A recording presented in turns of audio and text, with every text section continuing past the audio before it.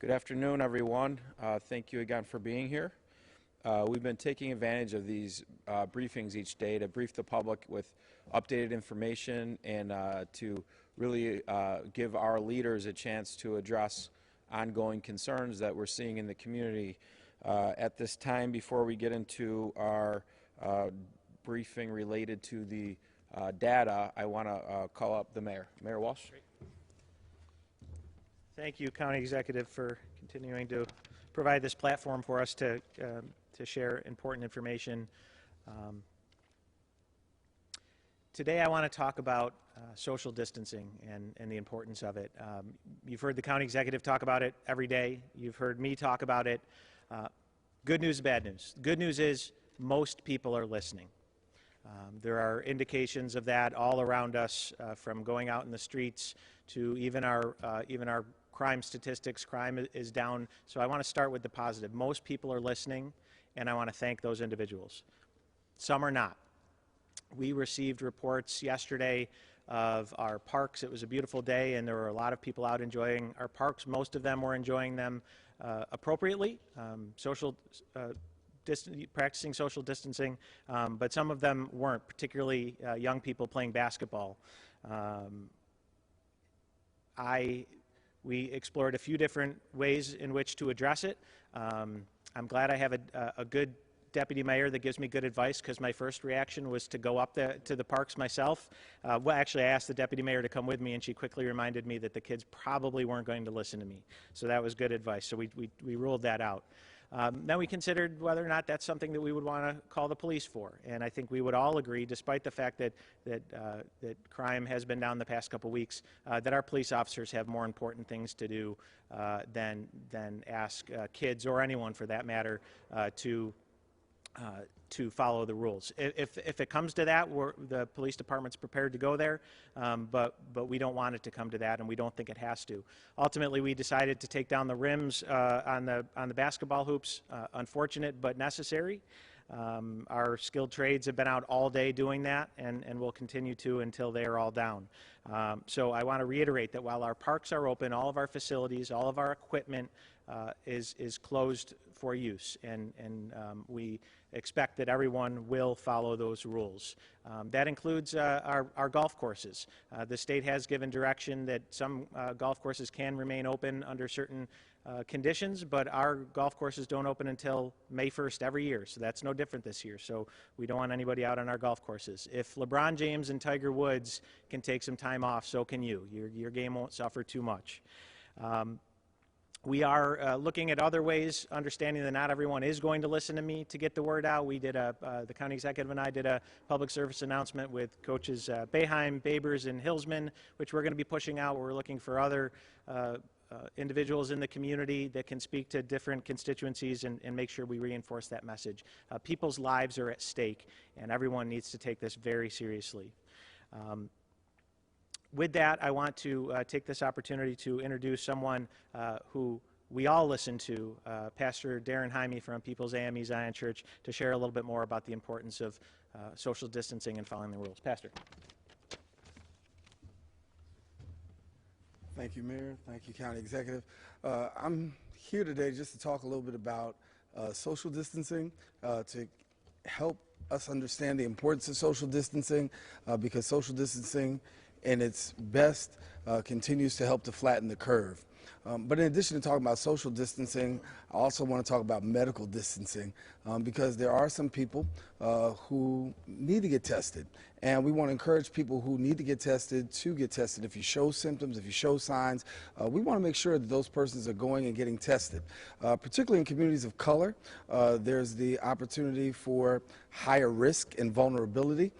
Many times in communities of color, you have people who are disproportionately affected, COPD, asthma, high blood pressure, those things, and they're at higher risk. And as our hospitals continue to fill as we get towards the curve, we want to make sure that people have the best chance of recovery. And so we want to encourage as many people as can and will that show the signs, show the symptoms, to get tested and to come forward. There is medical help out there, and there's a great amount of doctors and nurses who are doing great jobs in order to be able to help. So social distancing distancing must continue, but we also want to make sure that we're continuing in the area of not following medical distancing. We want to follow the advice of our doctors, and if we know something is not right with us, we either stay home, we call the doctor, get checked out, and hopefully that we'll be able to flatten the curve together. Thank you. At this time, I would like, we've talked a lot about various scams that may be going on in the community, and that how the government doesn't call you and ask for your social security number, but Sheriff Conway has been dealing with this for a period of time, and I want to call up Sheriff Conway to give some words and brief us on some of the things that our sheriff is seeing. Sheriff?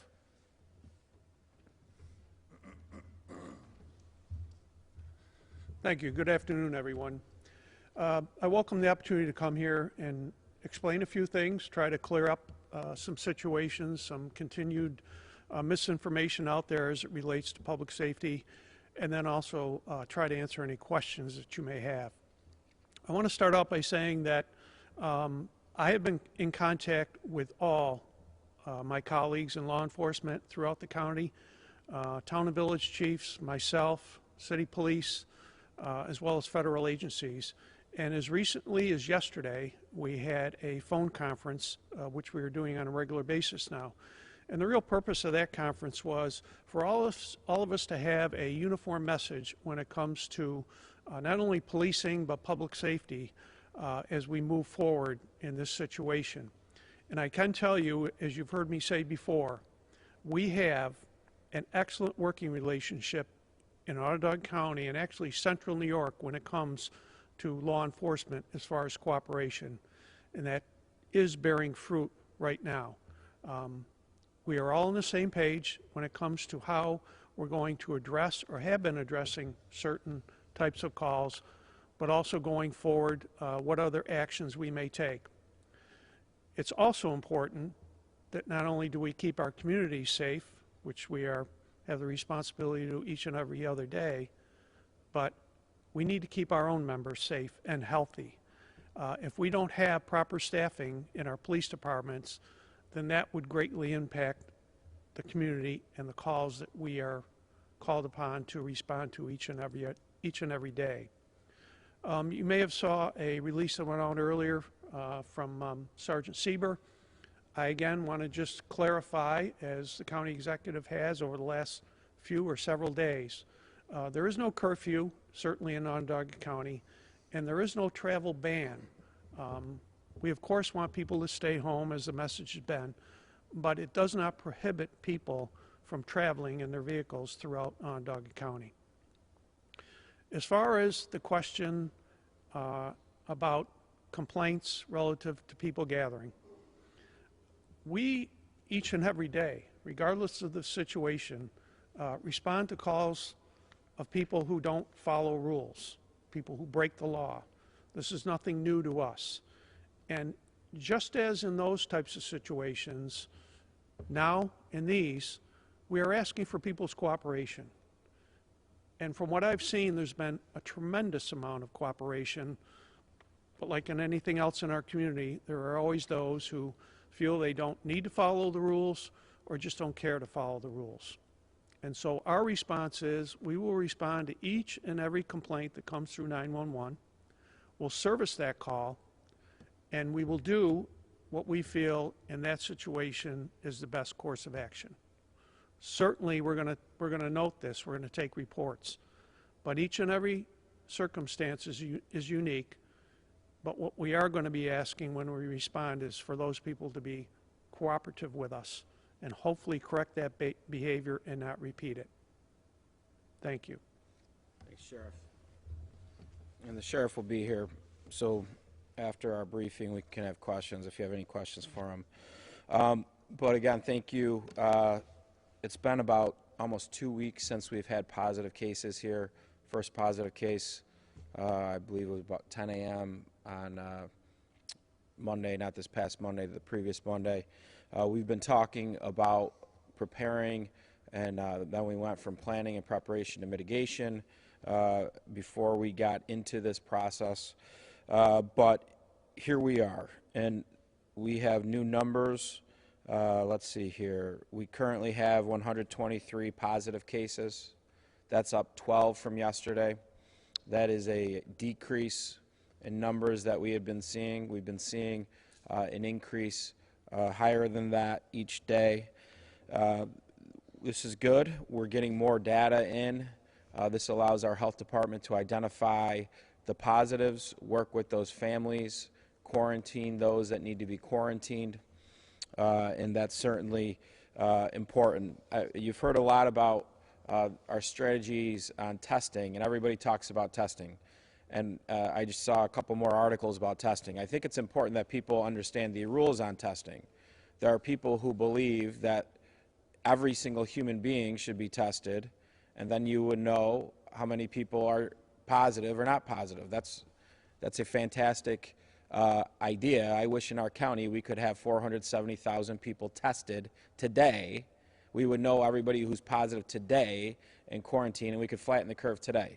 That's not a reality. The reality is that the health department has guidance, the primary care physicians have guidance, and due to that guidance, they determine if somebody needs to be tested. There has not been a case in Onondaga County where there's not been a test kit for somebody who a doctor said needs testing.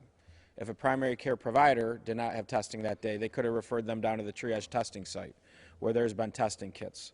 So we have been testing robustly. We need people, if you are symptomatic, to go and get tested.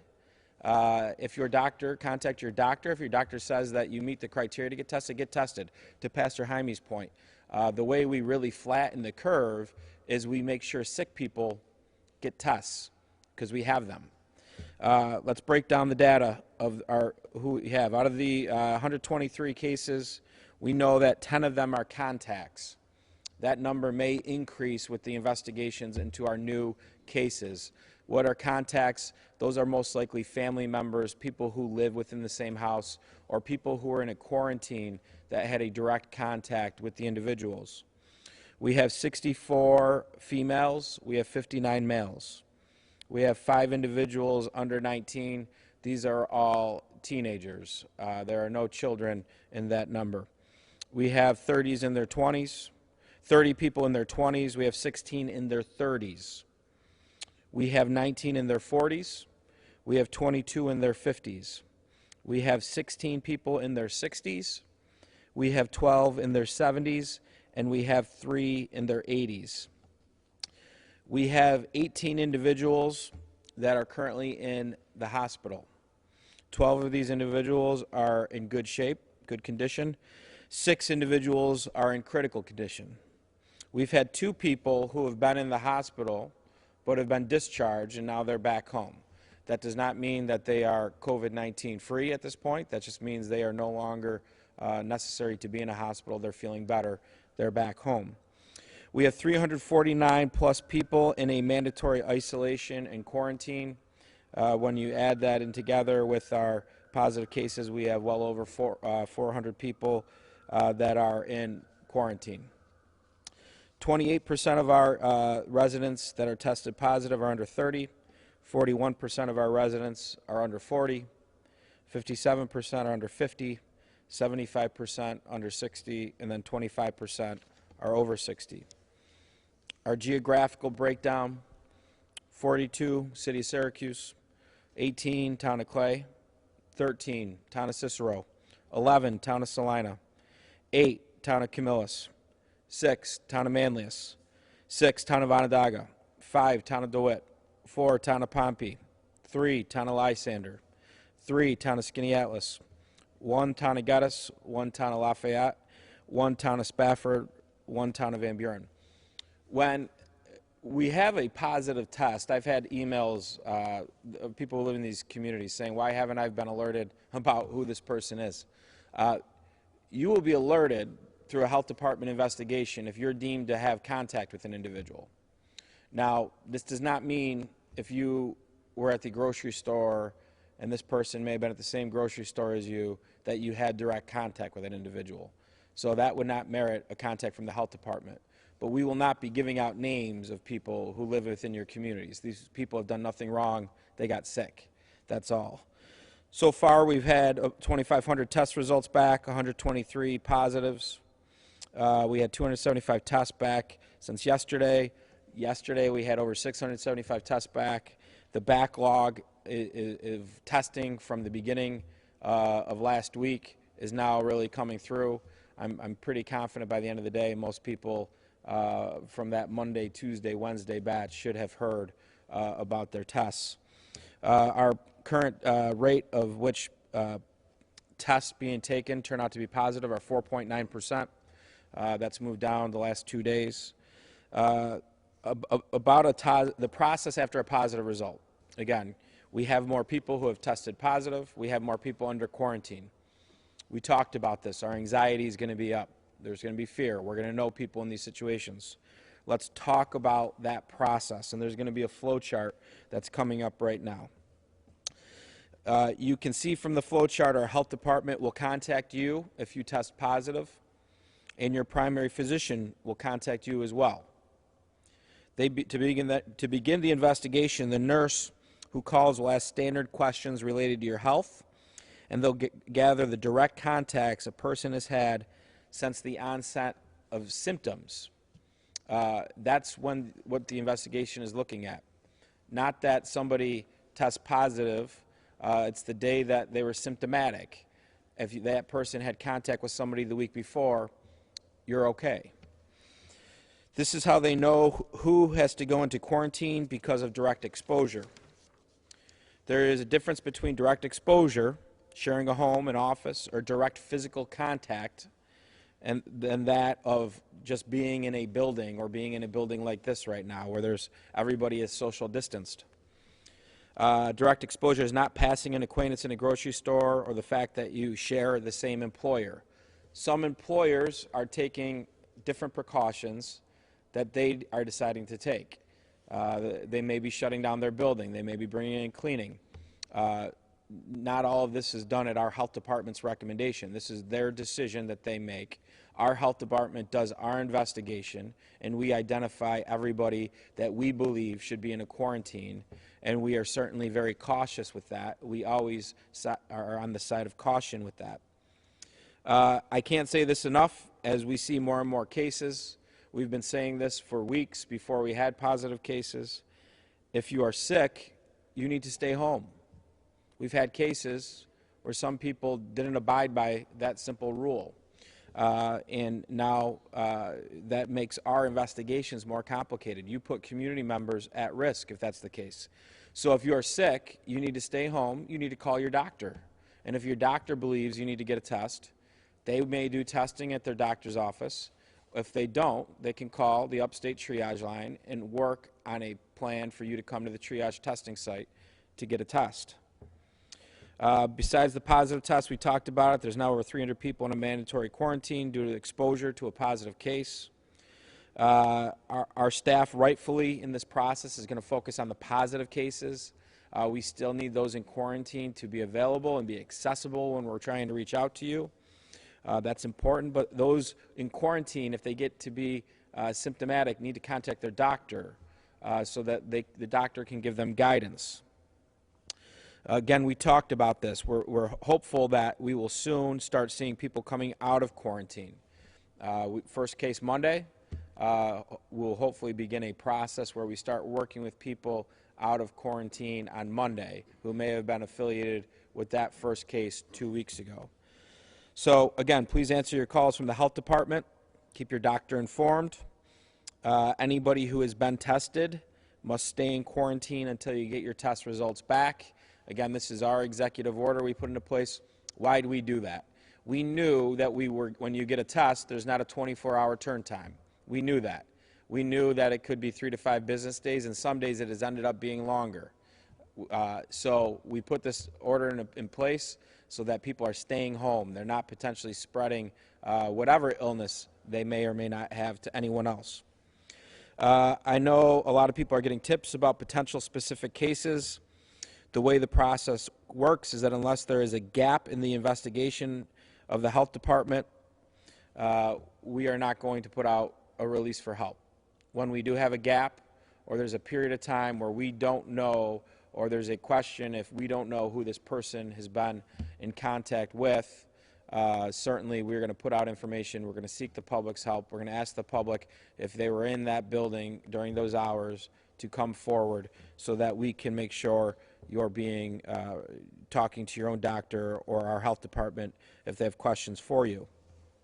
The mayor talked about social distancing. Pastor Jaime talked about it.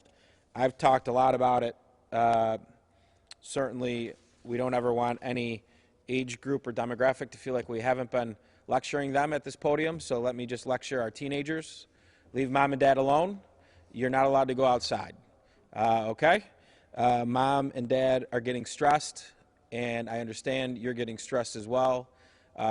You wanted school off. We gave you school off.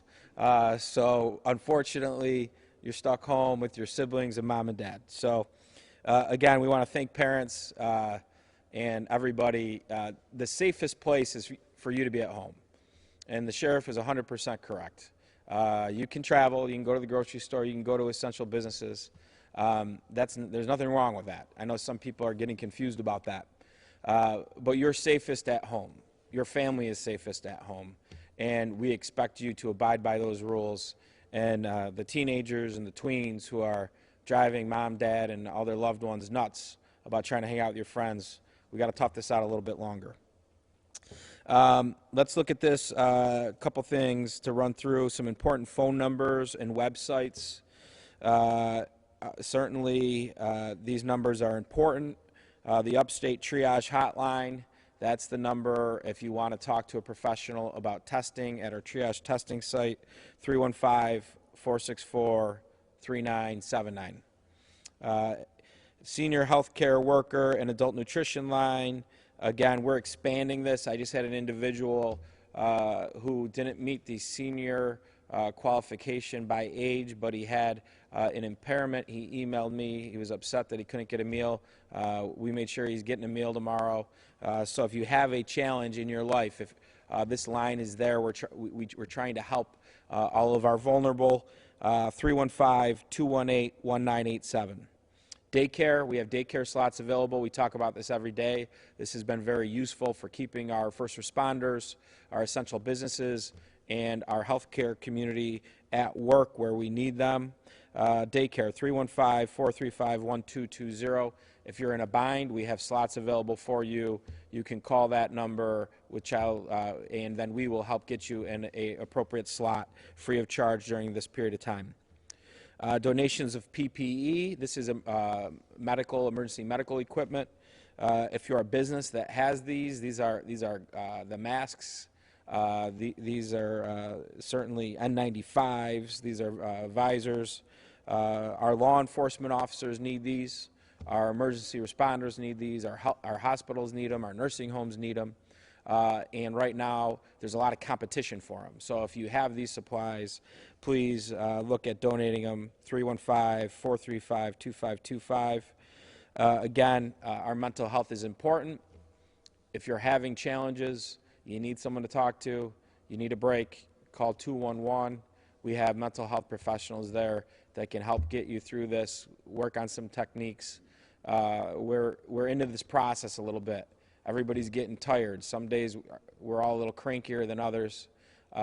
Today I'm having a pretty good day, Tim. I think we're having a good day today, I think. But overall, this is tough, and we're getting through it pretty good, folks. So again, 211, it's there for us if you need it. So saying that, we got the mayor here, myself, Sheriff Conway. We can take questions.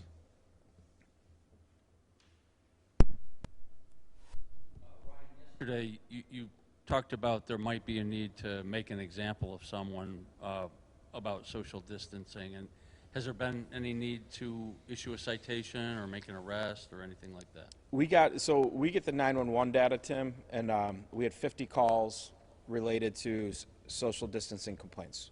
The sheriff has his jurisdiction that he works with, and then he helps complement other jurisdictions. So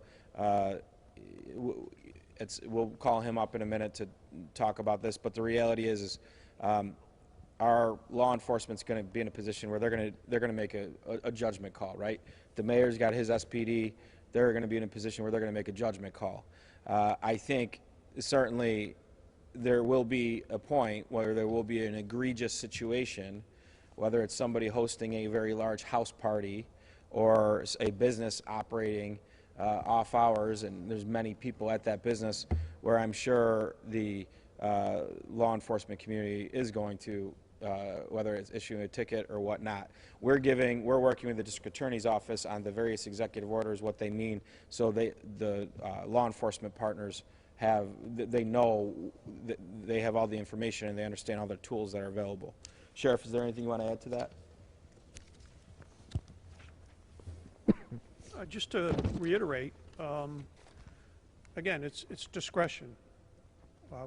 We're not trying to have anybody held up as an example. Some of these situations probably will result in referrals that can be followed up later on, especially some of the ones that involve a civil penalty. I know that the Attorney General's office has a part in that. We've also talked internally and gotten some guidance as far as the criminal side.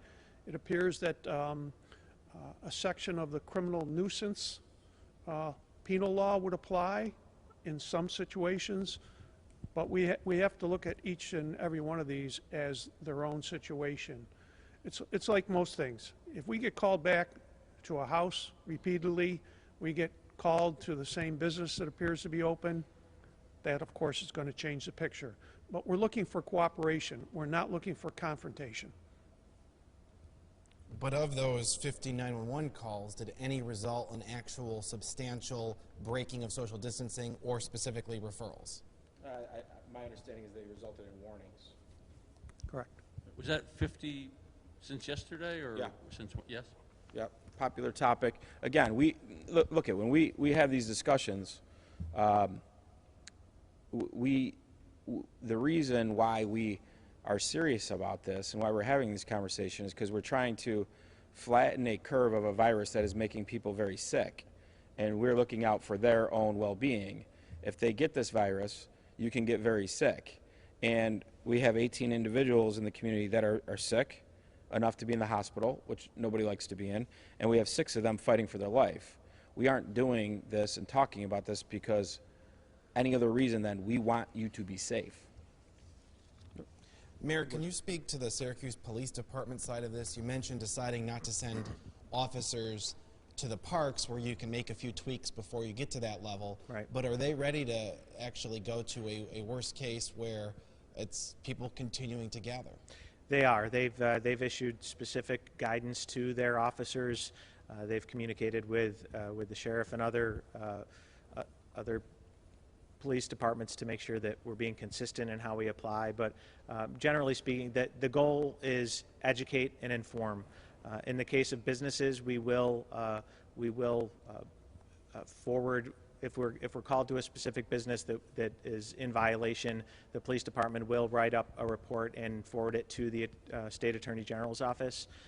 In the case of individuals, again, the goal is inform and educate before any further action is taken.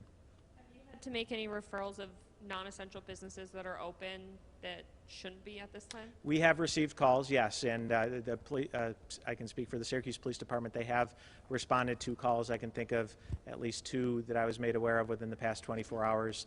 In both cases, they were addressed and the situation was resolved. But yes, it is happening. Can you talk a little bit about the governor pushing the date of schools to reopen back to the 15th and what you guys are planning to do, or if you talk to superintendents or anything like that? Yeah, we gave an executive order, I don't know, Mayor, what was it, a couple weeks ago, where we brought everybody in. We looked at the calendar. We looked at we used some data. At that time, it was hypothetical where we thought this could go, and we came up with a date of April 14th, right on there, right after spring break. I think it's a good call by the governor, and this gives everybody more time. And when you look at our curve right now, the majority of test results have come back in. Now we're working off really a 48-hour, a 2-day window with results. So our hope is that our curve starts to flatten. And if it starts to flatten, then what's the next step? How do you get it down? Well, you got to social distance, and you got to starve it, right? So having that curve, if we can get this curve to start to flatten, and we're going to knock on wood, then you starve it for the next 2 to 3 weeks. That puts you in the kind of April 15th, maybe a little bit later. But this gives the governor, gives districts more time to let the healthcare risk work itself out. And then you have time to pivot in there. That's what we've been doing on a daily basis. You continue to pivot as you get more data. So, districts got to continue to figure out ways that they can stay in front of their students and try to keep their students up to par. And hopefully we have a school year at the end of the year here. I know my children are desperate to go back to school at this point. In terms of that curve, how many people got tested yesterday at the triage site? Yeah, a little over 100, and then I think countywide, Tim, not all those are county residents, but I think Onondaga County we had probably between 125 and 150 people when you add in hospitals numbers to that yesterday. So we think we're between 300 and 400 tests for Onondaga County outstanding right now, which are all, for the most part, recent tests. So it's staying pretty flat at that 100 a day Yeah. level. For you or for Pastor Jaime, are you worried that there are people who are resisting getting tests when they have symptoms? I will speak for me, and then if Pastor Jaime wants to comment. I hope that's not the case, because we worked very hard to keep our community testing every day, and we have the ability to do the tests. Other parts of the state don't have the ability to do the tests, so they're putting very stringent rules on who can get tested, and in some cases they're saving tests for emergency responders and for healthcare workers, but that's not where we are. So I think, to the pastor's point, if people are sick, and you got to call your doctor, if not call the Upstate Triage line, they'll do an over-the-phone interview with you. And if you're deemed to fit that model or that mold where you should get a test, come get a test. I think at noon today, Tim, again, this was noon, I think we only had 30 people at the triage site. So that curve's flattened out for demand, and it looks like it might even start to go down a little bit more, which we hope is a good thing.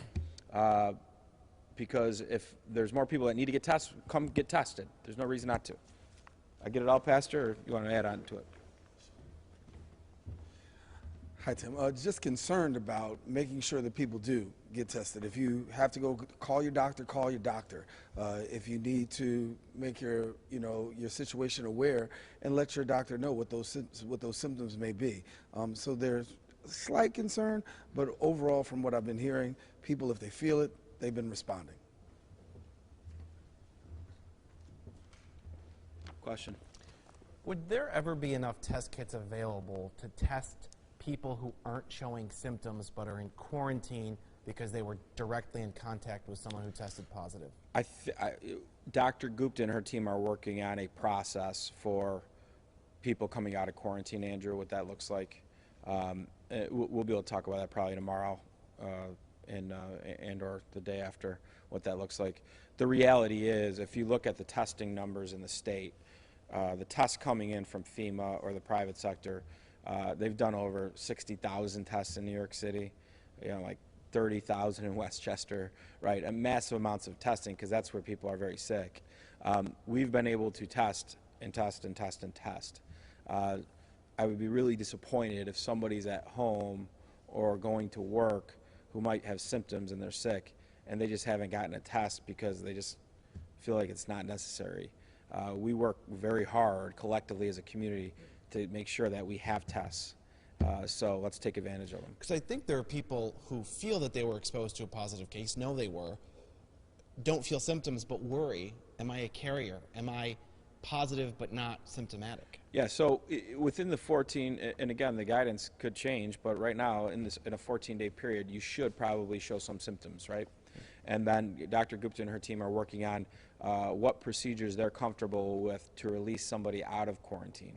And we'll talk more about that, because we're going to be there Monday and Tuesday and Wednesday, where individuals will be in this 2-week period of time. So I know that their team's working very hard, and they'll have protocol that will be in the public's interest. Do you guys have any information on how the new ban on non-essential construction work is going to affect us locally? Do you know if it affects the Dome project? Yeah. There's a big Housing Visions project on East Genesee Street that I wonder if it's going to have to stop midway. My understanding is affordable housing will be exempt, and the Dome project should be exempt. I already had a call with the state on this.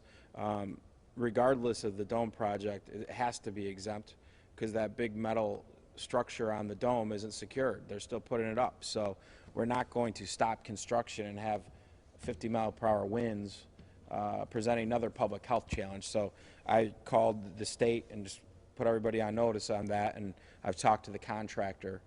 There's other projects that are critical to this process.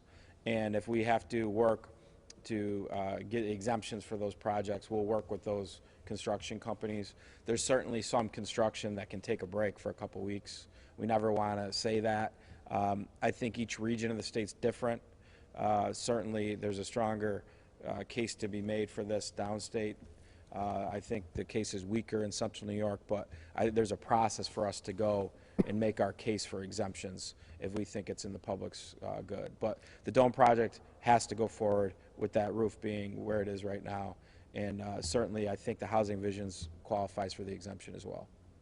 I know you talked about rumors and tips, and we've kind of gotten a rumor that an employee at a grocery store has tested positive for the coronavirus. If that was and they came in contact with someone, is that investigation still ongoing, or would they know? I have not been alerted of a grocery store employee being there. That's not to say it didn't happen. What would happen is that the health department would start an investigation directly with their employer, their supervisor. They would then have to work to see any direct contact that they had with people, looking at their job duties, and then try to expand the network of potential contacts. And that's when, if there's a gap, you would then have me saying, if you shopped at this store at this time and you went through aisle 1, if it was that or whatnot, please contact us.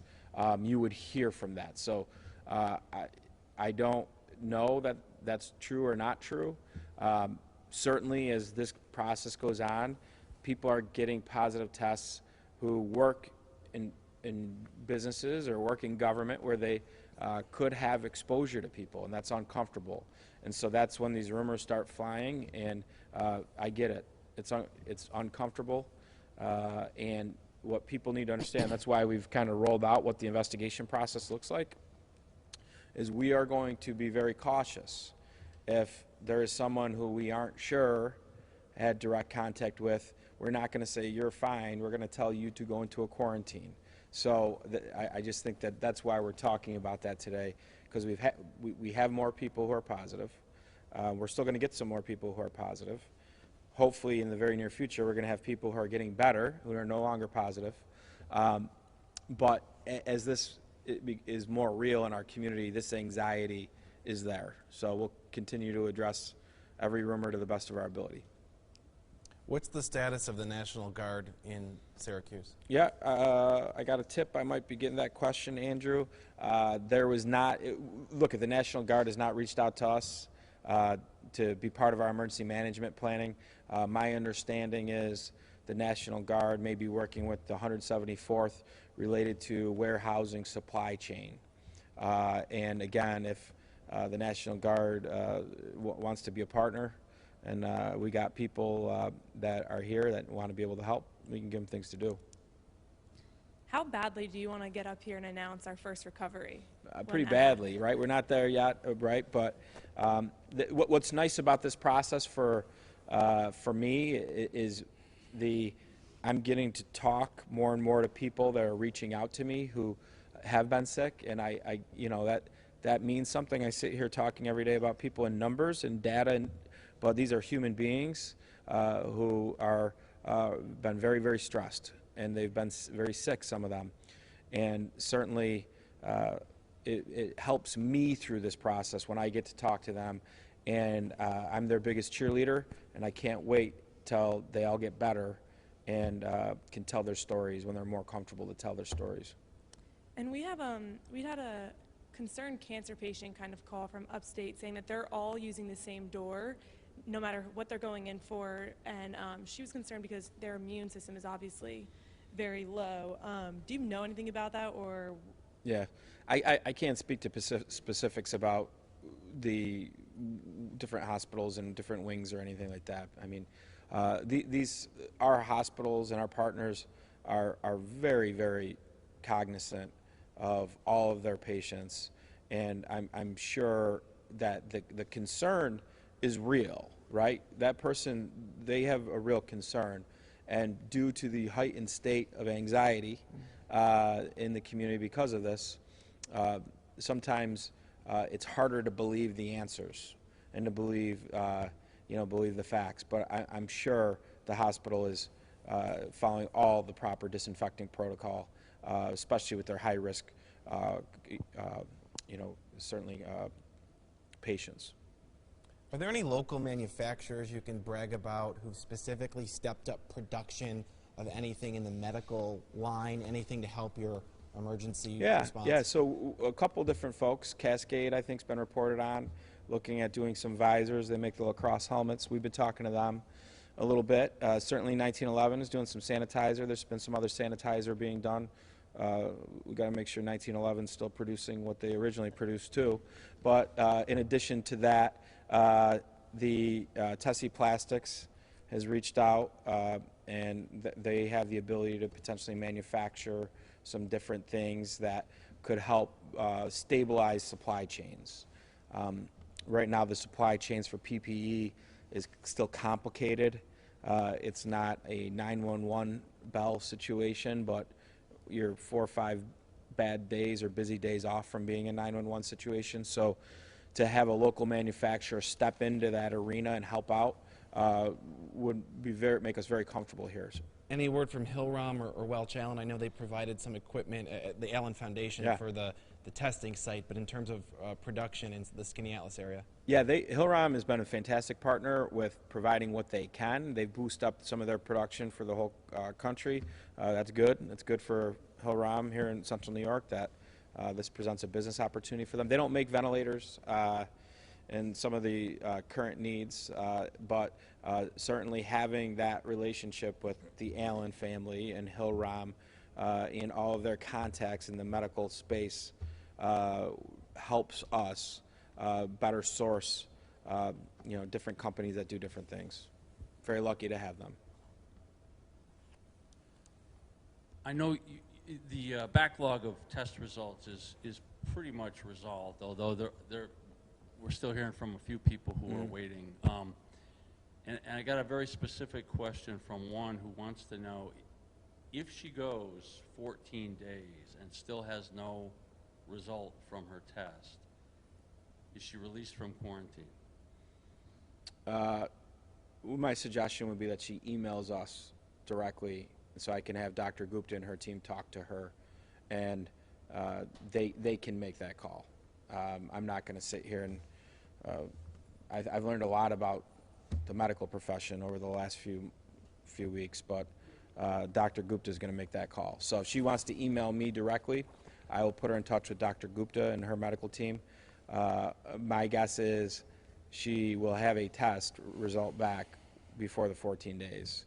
As you referenced, that logjam seems to have been broken, and everybody should have the results back later today, is what we've been told. And the community health center will continue testing through the weekend? Yep. And is the processing lab do they still take the weekend off, or do they now? My understanding is they're going through the weekend as well. They work through the weekend too, so yes. it should be 24 to 48 hours from whatever day. That's my understanding, yes. Now, mind you, that's not with some of these other facilities. I don't know what Krause's is doing. I heard Krause's is not doing weekends, and depending on where else they go, the partnership where we've been working directly with the Triage site at the Syracuse Community Health Center, helping keep that staffed up, keep the materials staffed up. We've also been in constant communication with Upstate on this. Those have been the two busiest facilities really for testing in the community. So Krause is maybe doing weekend testing now. At one point they weren't. So it's different. And again, I've heard from someone today who went primary care provider. She does not know who the primary care provider used in their test. Again, fifth business day, she's frustrated. I said, who is it? I can try to figure it out. She didn't know, right? So I'm getting these emails. I'm responding to every one of them. I want to help everybody we can. Our staffs are doing things they never thought they'd be doing. But that's what we do as a community to get through this. Mayor, could you speak to the loan program we announced last week, and now that the application process opened on Monday, how many applications have you gotten? Yeah, so the loan committee met today at noon. I haven't gotten an update from them yet, but at last count yesterday they were at 30 applications. So of those, I'm not sure how many were approved. We'll get an update out, but it's going fast, and the feedback from my team has been that it's evident that those resources are sorely needed. So once we get through that, we're going to be looking at other resources. And the approval sounds like it's happening pretty quickly after applications. Yeah, the loan committee at least initially agreed to meet once a week. So again, they met, applications open on Monday. They met today at noon, and the goal is to have money out the door next week. We'll get an update out as soon as possible. Anything else? Just a couple of detailed data questions. The 18 in hospitals, that is like current today. It does not include people discharged. Correct. So there's 18 in the hospital. 2 people have been in the hospital, have been discharged, and there's 6 in critical condition. And the 349 in mandatory quarantine is in addition to the 123 with positive tests. Correct. Now quarantines are tough. It's right now they're going up, but Monday they're going to start going down, right? So that number will be a little fluid, but yep, that's and Dr. Gupta and her team are still. They've received over in the last 36 hours, 30 plus new positive cases. So certainly that number will probably go up for tomorrow's briefing as they finish up different investigations, certainly. The only other general question I'd throw out is the trend, the increase in cases, the increase in hospitalizations. Is there anything about it that is surprising to you or worrisome, or is that pretty much expected? No, I think the increase of cases represents the spike in testing last week. This is the timing, right? What I would hope we will see is that we will have a scenario where our results are now coming in 48 hours. Our percentage of 4.9% is a good percentage. If that percentage holds out, we're going to see the curve move up a little bit more, and then we're going to be at that 2-week period where some of our positive cases are going to get better. So even if we get some new ones coming on, we should have some ones coming off, and that curve starts to flatten. And so then how do we as a community get that curve to bend? And that's really the social distancing, and that's really starving out the contacts. Hopefully if we do that, our new cases are contact cases from our quarantines, and we'll have some of those, right? Some people were there, and then our contact cases come on and people keep getting better, and we start to see this thing bend, and then we can focus in at some point on what economic recovery really looks like. And that's something we're working on now, but that can't be the focus yet. The health has to be the focus until we bend the curve. For Mayor Walsh, LeBron or Jordan? Ooh. Carmelo Anthony. Oh, even better. Homer. Even better. Honest, nimble. Oh, is it time? Okay. First of all, for your planning, my station is giving me the weekend off. So you're going to have to fill in and offer the good news without my question the next 2 days. Adrian will be here asking other questions. All right, Adrian. All right. But for today, what's the good news? So look, at one of the major concerns in the community over the last few days was I had many seniors reaching out to me about their Tai Chi class. And I don't know if you've ever seen Tai Chi, but I'm not going to practice it right here. Would you please? So we have worked in coordination with 100 Black Men, and there will be the senior Tai Chi class on Zoom. So Andrew, that is the good news. Thanks, folks.